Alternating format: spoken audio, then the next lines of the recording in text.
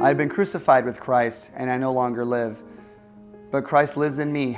The life I live in the body, I live by faith in the Son of God, who loved me and gave himself for me. I remember being with an old coworker and friend of mine. His name is Joel, and I remember I saw he had a tattoo, and it was a cross, and it said Galatians 2:20 on it. And I thought, wait a minute, that seems familiar to me.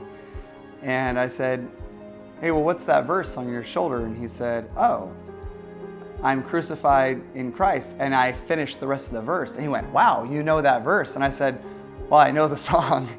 And it's funny that he then just smiled at me and said, man, it's an amazing verse, isn't it? And I thought to myself, I don't really even know the meaning of that verse, actually.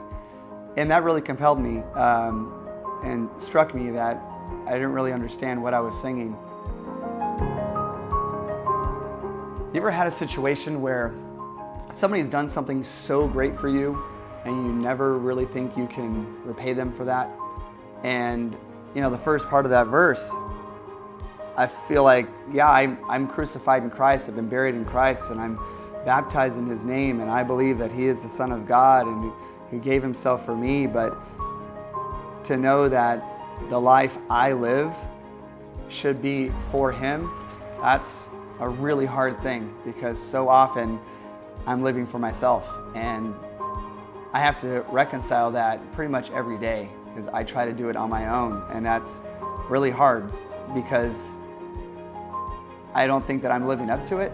I think that I should be looking at everything as though Christ is in me and I should be like Christ, and it's hard for me to remember that every day, whether it's having patience, whether it's being kind, whether it's just, finding opportunity to share my faith with others.